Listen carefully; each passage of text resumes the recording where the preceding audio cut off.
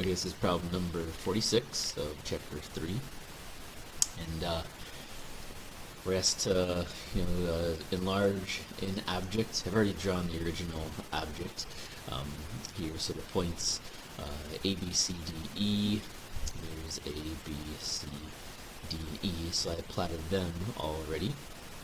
And now we're going to enlarge this by a factor of 2. So let's do that in a different color.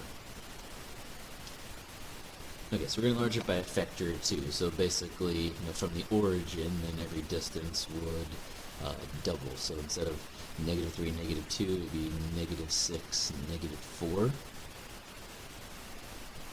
And then instead of 5, -2, it would be 10, -4. Instead of 5, 30, it would be 10, 6. And then 1, 6 would turn into 2, 12. -3, 3 would turn into -6, 6. Okay, so there's A prime, B prime, C prime, D prime, E prime.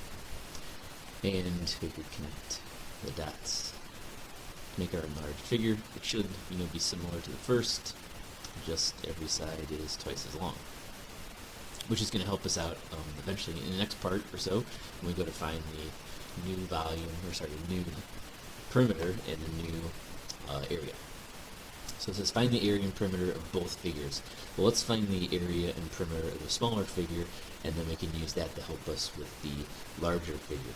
So the distance here of A, B, so we're going from -3 to 5, so that's 8.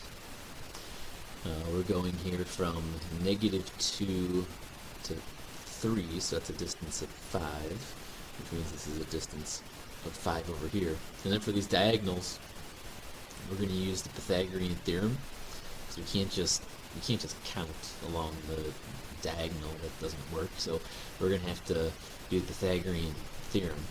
But it works out nice because this is a distance of 3 for that leg. It's a distance of 4 for that leg. So 3 squared plus 4 squared is 9 plus 16, which is 25. The square root of 25 is 5. And it's the exact same triangle over here on this side.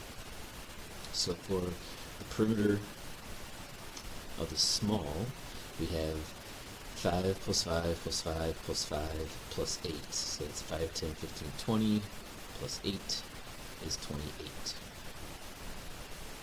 And for the area of the small, I'm going to break it up into two objects. I'm going to break it up into this rectangle down here, and then there's a triangle basically sitting on top of it. So the rectangle is 5 by 8, which is 40, plus the triangle, well, it has a base of 8, and it has a height of 30.